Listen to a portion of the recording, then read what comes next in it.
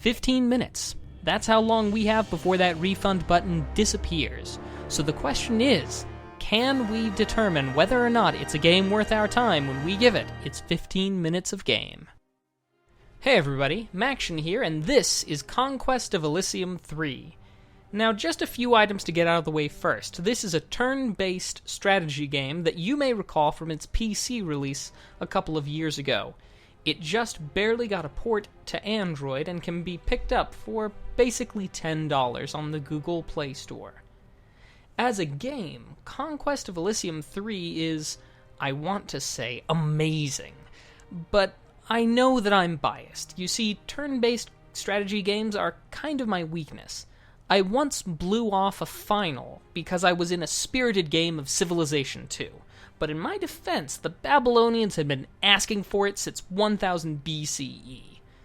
However, if you are unaffected by the fever whose only prescription is more turn-based strategy games, I think you will still find it to be a pretty splendid game nonetheless.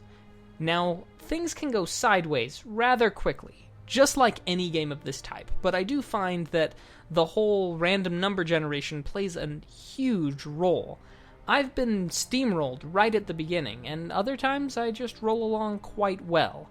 If there is one thing to note, though, you should expect to start over quite a bit in your first few playthroughs, not just because you're still learning the ropes, but also because if you're not very careful, you'll lose rather quickly. So when playing, I tend to use the save feature quite a lot. Keep a few saves going back 10, 5, and 3 turns is pretty much my rule of thumb. And a quick scan of the game manual that you can read online is quite useful for maximizing your enjoyment of the game. Now, when you start the game, you have several classes you can pick from. I believe 17 is the number, each with a different set of advantages and disadvantages. Personally, I go for the Necromancer because it makes it very easy to get lots of expendable units quickly right at the beginning. Managing which units go to which captain is a little tougher, but you'll catch on quickly enough. You lose the game by having all your captains wiped out or all of your strongholds conquered. You start with 2 captains, and it's vital that you take as many locations as soon as possible, because without quick expansion, you will have a hard time catching up with the computer opponents. Now, there is another thing that Conquest of Elysium shows, and not just good gameplay, but also a great lesson in porting games.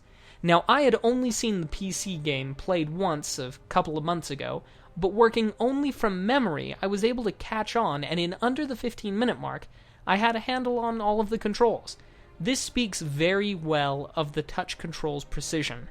Some bits, granted, could and maybe even should be reworked for a more optimal feel on the mobile platform, but this is a great example of some good and accurate porting to Android.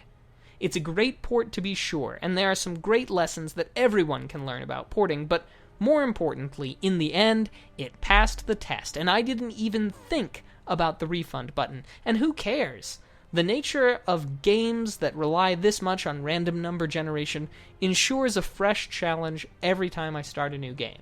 So if you enjoyed the early Civilization games, if you liked, say, Master of Magic, and all in all, if you just plain like turn-based strategy games, this game is worth a look and a buy. Thank you so much for watching. I hope that you've enjoyed, and if you have, a comment or a like would be most appreciated. You see, it's your feedback that lets me know how to best allocate my time to the things that you want to see. If you click on any of the videos around here, you'll be taken to a playlist with more of that particular brand of madness.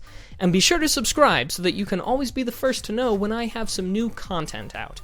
Thank you so much for watching, and I'll see you around.